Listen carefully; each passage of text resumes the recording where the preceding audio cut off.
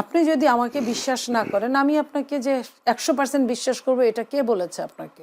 জামাতের চেয়ে বিএনপির বিরুদ্ধে প্রতিপক্ষের অভিযোগটা বেশি। আমার কাছে এখন সবকিছু দুধ ভাত মনে হয়, যে যাহা বাউন্ন তাহাই 53। বিএনপির পক্ষ থেকে একটা বারবার অভিযোগ ছিল প্রশাসন, বেশি 5 আগস্ট পরে প্রশাসন জামায়াতের দখলে, এখন কাদের দখলে? দেখেন, বিএনপি যে অভিযোগটা করেছিল, যেভাবে করেছিল, ওটা ওই জায়গাতেই ওই অবস্থায় আছে। আওয়ামী লীগ তো জাকিয়ে আছে। আপনার ধরেন 15-15.5 বছরে যদি 12-13 লাখ যদি সরকারি কর্মচারী থাকে, তা 10.5 লাখ সামথিং আপনার আওয়ামী লীগের এই 15 বছরে 15.5 বছরে নিয়োগপ্রাপ্ত হয়েছে। সেই আওয়ামী লীগের নিয়োগপ্রাপ্ত, আপনার মনে আছে আওয়ামী লীগের সময়ের যে নির্বাচনগুলো, 14 নির্বাচন আর 18 নির্বাচন এবং 24 নির্বাচনের আগে যারা প্রিজাইডিং অফিসার ছিল, রিটার্নিং অফিসার ছিল, তাদের কিন্তু 14 জেনারেশনের খবর নিত আওয়ামী লীগ 2 বছর 3 বছর আগে থেকে। তার শ্বশুর বাড়ির লোকরা কোন দল করে, তার বাবার বাড়ির লোকরা কোন দল করে, ওইভাবে নিয়ে কিন্তু তাদের বানিয়েছে। আপনি দেখেন, ওই লোকগুলাই কিন্তু এখনো আপনার ডিসি, ওদের মধ্যে থেকে, এর বাইরে দেওয়াও অতটা সম্ভব না, কিন্তু আপনার যারা বেশি কালার ছিল তারা কিন্তু আছে এখনো, সচিব থেকে শুরু করে আপনার একদম ইওনো পর্যন্ত। তাইলে যদি ওই জায়গাটায় একটা ইওনোর কাছে একটা আসনের নির্বাচন ডিপেন্ড করছে, একটা রিটার্নিং অফিসারের কাছে 5টা-7টা ইলেকশনের আসন ডিপেন্ড করছে, তাহলে আপনার মনে করেন বিএনপি কি বলেছিল? বিএনপি বলেছিল যে আমরা রিটার্নিং অফিসারের আন্ডারে নির্বাচনটা চাই না, আমরা এই নির্বাচনটা নির্বাচন কমিশনের আন্ডারে চাই, যেটা জেলায় জেলায় থানায় থানায় নির্বাচন কমিশনের অফিস আছে এবং 1-2 জন করে কর্মচারী আছে ফুল পেজে। তো সেটা কিন্তু সরকার রাজি হয় নাই, দেয় নাই, কিংবা ইসিও কর্ণপাত করে নাই। তাহলে আমাদের লাভটা কি হলো? এখন আপনি জামাত আছে না বিএনপি আছে, এই প্রশ্নটা কিন্তু এই মুহূর্তের জন্য অবান্তর। এখন এই প্রশ্নটা বান্তর, যে প্রশ্নটা যে ফ্যাসিস্টের যদি আপনার ছায়াটা থাকে, তাহলে সবার জন্য কিন্তু দুঃসময়। আমি বুঝতে পেরেছি, কথা পরিষ্কার। একটা প্রশ্ন, সেটি হচ্ছে বিএনপির বিরুদ্ধে একটা অভিযোগ বারবার, কালকে টক শো তো অনেকে করেছে, বিএনপি যে গণভোট হতে যাচ্ছে, গণভোটের কোন পক্ষে আসে, হাতে নাকি নাতে? বিএনপি কাউকে কিছুই বলে নাই। বিএনপি তো এমন একটা দল, বিএনপি তো নিজের দলের কাছে ধানের শীষেও ভোট চায় না। বিএনপির অনেক লোক যদি ধানের শীষে ভোট না দেয়, বিএনপি কিছু করতে পারবে? ঠিক তেমনই আপনার হা না ভোটটাও মানুষের, জনগণের স্বাধীনতার উপর বিএনপি হয়তো বা ছেড়ে দিয়েছে, কারণ এখনো যেহেতু পরিষ্কার হয় নাই। আমি এটাই মনে করি। আরেকটা জায়গায় কোন জিনিসটা পরিষ্কার হয়নি, মানে ইয়েস নো কিছুই বলে নাই, বরং বিএনপির মহাসচিব বলেছেন আমরা তো নিষেধ করি নাই। তার মানে কি, নিষেধ যেহেতু করেন নাই, তাদের মৌনতা আছে তাদের। এখন আরেকটা যে জিনিসটা, যেটা নিয়ে আমি এর আগে বলেছিলাম, এখনো আমি ওটা তুলতে চাই, যে কথাটা, যে ভোটটা, এই ভোটের আগে আপনার নর্মাল নিয়ম অনুযায়ী আপনার এই গণভোটটাকে বৈধতা দিতে গেলে আরেকটা গণভোট দরকার, কারণ সংবিধানে নাই এটা। তো সংবিধানে বৈধতা পাওয়ার জন্য একটা গণভোট দরকার, আমরা তো তা করছি না। আমরা কিন্তু সবাই মিলে বিএনপিকে একরকম বাধ্য করছি যে এই গণভোটেই থাকতে হবে। আমি বলি, এই জুলাই সনদ তো আপনার সংবিধানের কোথাও নাই, এটা তো তখন জুলাই ছিল না, সংবিধান যখন হয়েছে। তো সেইখানে বিএনপি কি বলেছিল, যে সরকারে গেলে আমরা সবাই মিলে, যারাই সরকারে যাক, যারাই বিরোধী দলে থাকুক, আমরা সবাই মিলে এই বিলটা আমরা পাশ করবো, কারণ প্রত্যেকেরই কিন্তু এখানে জীবন মৃত্যুর একটা ব্যাপার আছে। কারণ একটা রাজনৈতিক দলকে আপনি কতদিন নেগেটিভ করে থাকবেন? একটা সময় না একটা সময় তার সে আসতেই পারে, আরেকটা সরকারের চেঞ্জের সময় আসতেই পারে। তো সেই জায়গায় কিন্তু বিএনপি বলেছিল, সেখানে কিছু কিছু দল সেটাকে কিন্তু মেনে নেয় না। আমি বলি যে যখন বিএনপির মেনে নেয় নাই, আপনি যদি আমাকে বিশ্বাস না করেন, আমি আপনাকে যে 100% বিশ্বাস করবো, এটা কে বলেছে আপনাকে? আমার যদি মিনিমাম বুদ্ধি সত্তা থাকে, আমিও তো আপনাকে একটা মাঝামাঝি দাঁড় করাবো, যে হলেও হতে পারে, না হলেও না হতে পারে। তো বিএনপির তো এখানে কোনো বাধ্যবাধকতা নাই, এই বাধ্যবাধকতা নাই। আমি আবার আলমগীর কালকে বলেছেন হাতে, তিনি বলেছেন, কিন্তু মির্জা ফখরুল ইসলাম আলমগীর এটাও বলে নাই যে আপনারা সবাই হাতে ভোট দেবেন, কিছুই বলে নাই। উনি কাকে ভোট দিলেন সেটা নিয়ে কিন্তু জয়যুক্ত করবে এটা তো বলেছেন। ধানের শীষ মার্কাই আমরা, তো এটা তো আর বলার অপেক্ষা রাখে না। সেটা আপনি বলেছিলেন যে এটাও বলে নাই। এইটা এর মধ্যেও যদি কেউ না দেয়, তাহলে তো আর বাধ্য করতে পারবে না। আমি সেটাই বলছি। একটা প্রশ্ন বারবার আসছে, গণভোট যেহেতু হা নার বিষয় আছে, হাতে ভোট দিলে আসলে সংবিধান কি ঠিক হয়ে যাবে, বা সংবিধানের কি পরিবর্তন আসতে পারে বলে মনে হয়? আপনাকে ধন্যবাদ। এখানে একটা বিষয় হচ্ছে যে হা এবং না, এখানে সংবিধানের চেয়ে গুরুত্বপূর্ণ বিষয়টা হচ্ছে যে জুলাই যে আন্দোলনটা হলো, সেই আন্দোলনটাকে যদি আপনি বৈধতা দিতে চান, এই আন্দোলনে যারা ছিলেন তাদেরকে যে আগামীতে আপনি পুরস্কৃত করতে চান, তাদেরকে রক্ষা করতে চান, জুলাই আন্দোলনকে রক্ষা করতে চান, সেক্ষেত্রে হা না ভোটটা অত্যন্ত জরুরি।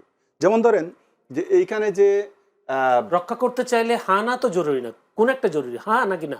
না, অবশ্যই হা জরুরি। এখন কথা হচ্ছে যে এখানে আমি একটা বিষয় বলি, যখন জুলাই যে সনদটা যখন স্বাক্ষর হলো, সেই স্বাক্ষরে কিন্তু এখানে কিন্তু বিএনপির কিছু আপনার নোট অফ ডিসেন্ট এটা থাকতে পারে, এটা থাকতে পারে, কিন্তু তারপরে যে সরকার অধ্যাদেশ জারি করলো, সেই অধ্যাদেশের বিষয়ে কিন্তু বিএনপির অবস্থানটা পরিষ্কার ছিল না। এখন যেহেতু সামনে নির্বাচন চলে আসছে, আমার মনে হচ্ছে যে এই বিষয়টা বিএনপি যদি তাদের অবস্থান হানার পক্ষে, যদি তারা, অর্থাৎ তারা কি চান, হা হলে হা, না হলে না, অবশ্যই তারা হা চাইবেন, এটাই তো প্রত্যাশা সবাই করে এবং আমরাও এটাও আমরা মনে করি। এখন তারা যদি এইটা পরিষ্কার না করেন আর কোনো কারণে যদি না জয়যুক্ত হয়, সেক্ষেত্রে বিপদটা কোথায় দেখেন, পরবর্তীতে যদি কেউ আসে, ফেসিবাদের যদি আবার উত্থান হয়, তাহলে এই যে জুলাই যোদ্ধা, তাদেরকে প্রত্যেককে কিন্তু ফাঁসি দিয়ে জ্বলতে হবে। সুতরাং এই বিএনপি বাদ যাবে না, কেউ যাবে না বাদ। এইখান থেকে আপনি বিএনপি না, শুধু তো আপনি আমিও বাদ যাব না, অন্যরা তো বাদ যাবে না যারা আন্দোলন করেছে জুলাই অভ্যুত্থানের সময়। বরং বিএনপি আরো বেশি সেখানে ক্ষতিগ্রস্ত কেন হবে? দেশ জুড়ে বিএনপি যা করেছে, যতটুকুই করুক, তারা তাদের প্রতিপক্ষ আওয়ামী লীগ আছে, এই প্রতিপক্ষের ক্ষেত্রে জামাতের চেয়ে বিএনপির বিরুদ্ধে প্রতিপক্ষের অভিযোগটা বেশি। সুতরাং তার মানে কি, তারা বলতে চায় যে জামাতের চেয়ে বিএনপির দ্বারা তারা বেশি ক্ষতিগ্রস্ত হয়েছে সরকার পরিবর্তনের পরে। যদি সেটা হয়, তাহলে আপনি কাকে আগে ধরবেন, যার দ্বারা বেশি ক্ষতিগ্রস্ত হয়েছেন তাকে, নাকি যার দ্বারা কম তাকে? সুতরাং এইটা যদি জয়যুক্ত না হয়, আমাদের জন্য যে কত বড় বিপদ হবে, এই দেশ গুরুস্থান হবে, সুজা হিসাব শেষ। ধন্যবাদ আপনাকে। আমি আবারও নীলুফার চৌধুরী মনির কাছে যেতে চাই। নীলুফার চৌধুরী মনি, আওয়ামী লীগের শেখ হাসিনার যে পতন, সেই পতনের অনেক অভিযোগের মধ্যে একটা অভিযোগ বলেছে, একটা দেশের মানুষকে একটা বিষয় পরিষ্কার হয়ে গেছে, অন্যান্য অনেক অভিযোগের পাশাপাশি তৃণমূলের নেতাকর্মীদের মূল্যায়ন না করায় আওয়ামী লীগের পতন হয়েছে, শেখ হাসিনাকে পালিয়ে যেতে হয়েছে। এখন বিএনপির চেয়ারম্যান, ভারপ্রাপ্ত তো নাই, এখন চেয়ারম্যান তারেক রহমান দেশে আসার পর আমরা দেখতে পাচ্ছি বিএনপিতে দলে দলে জনস্রোত, নেতা কর্মীতে ভরপুর, প্রচন্ড মানুষ বিএনপির পক্ষে কাজ করছেন, নেতাকর্মীরা কাজ করছেন। তৃণমূল নেতাকর্মীদের অনেকে আমরা দেখছি অবহেলা করতে। যদি আমরা একটা এক্সাম্পল দেই, আপনি নিজেই বেগম খালেদা জিয়ার কবরে গিয়েছেন, আমি দেখেছি মহিলা দলের পক্ষ থেকে, সেখানে দেখেছি একজন মহিলা আপনাকে কোনোই মারতে দেখেছি আমি, কিন্তু সেই মহিলাকে আমরা গণমাধ্যমগুলো চিনি না, কিন্তু আপনাকে আমরা ভালো করেছি, যেহেতু আপনার মিডিয়াতে বেশ সরব ছিলেন। আপনি নিজের মুখে আমার এই টক শোতে বলেছেন, মইনুল হোসেন রোডের বাড়ি থেকে যখন বেগম খালেদা জিয়াকে বিতাড়িত করা হয়, উচ্ছেদ করা হয়, তখন আপনি বলেছেন মাত্র 100-200 মানুষ সেখানে গিয়েছিল। বেশি বলেছি, আরো কম ছিল, 200 বেশি হলে আর কথা, সাংবাদিক সহ 100-2 ছিল, সাংবাদিক সহ, তাহলে মানে বিএনপির লোকজন কম ছিল। রাতটুকু সারা রাতটা যে আমরা ছিলাম, রোডের বাসায় যখন বিএনপি নেত্রীকে উচ্ছেদ করার সময় এত লোকের সমাগম হয়নি, কিন্তু এখন বিএনপির সুসময়ে দুধের মাছি বেড়ে গেল কিনা? এটা আসলে আমরা যে রাজনীতিগুলো করি বাংলাদেশের প্রেক্ষাপটে, সত্যি কথা আমি বলছি, বিবেকের তাড়নায় আমরা আসলে এই দেশের রাজনীতিগুলো পেটি বর্জুয়া রাজনীতি হয়। যদি বর্জুয়া রাজনীতিও হতো, বর্জুয়া কিন্তু চুরি করে, ডাকাতি করে, কিন্তু সেটা কিন্তু দেশের মানুষকেই ব্যবহার করার সুযোগ দেয়। কোনো ফ্যাক্টরি, শিল্প কারখানা, তাতে হয় কি, একজন যারটা ডাকাতি করলো সে লুজার হয়, কিন্তু টাকাটা কিন্তু দেশে ঘুরপাক খায়, যে কারণে দেশের কিন্তু ইকোনমিক্সটা ভালো থাকে। আর পেটি বর্জুয়া তো সেটা না করে বিদেশে পাচার করে। আমরা ওই জায়গাটার অবস্থানের মধ্যে থাকা মানুষ, বহু বছর যাবত এটাই হচ্ছে, যে যেভাবে আছে সে সেভাবেই মোটা তাজা হচ্ছে ব্যক্তিগতভাবে, দেশ কিন্তু মোটা তাজা হচ্ছে না। সেই জায়গায় আপনার মানুষজন এত বেশি এটা মনে করে যে রাজনীতিবিদ মানেই এখানে টাকার খেলা, টাকা আছে। যে রাজনীতিবিদ নমিনেশন পাচ্ছে না, সেও কিন্তু টাকা নাই বলে পাচ্ছে না। এটা আপনি চিন্তা করেন, এখানে অনেস্ট মানুষের কোনো অবস্থান পাচ্ছে না, টাকা নাই বলে পাচ্ছে না। আর যে টাকার জন্য না পাচ্ছে, সেও কিন্তু টাকার জন্য কিন্তু সে ভালো মানুষ থাকছে না, তাকে আরো টাকা চাই।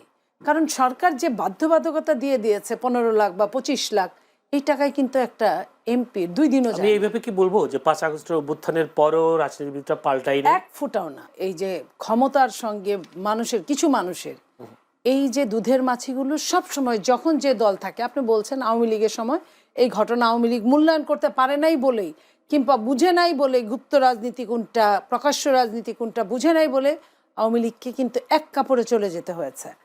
ঠিক একই অবস্থা যদি এরপরে যারা আসবেন তারা যদি না বুঝেন, তাদেরও একই অবস্থায় পতিত হতে হবে। আমি বিএনপির ক্ষেত্রে এই কথাটাই বলবো, এবং জামাতকে আমি অন্যরকম একটা দল মনে করেছিলাম দলের ক্ষেত্রে, যে জামাত তার প্রতিদিনকার রিপোর্ট অনুযায়ী তার জাস্টিফাই হয়, প্রাতিষ্ঠানিকভাবে রাজনীতি করে। কিন্তু আমি যখন দেখলাম যে কিছু নমিনেশন না পাওয়া লোক, কিছু বহিষ্কৃত লোক যখন জামাতের মনোনয়ন পেয়ে গেলেন, জয়েন করে ফেললেন, এবং কেউ কেউ মনোনয়নও পেয়ে গেলেন, আমার কাছে এখন আমার কাছে এখন সবকিছু দুধ ভাত মনে হয়, যে যাহা বা অন্য তাহাই তেপ্পান্ন।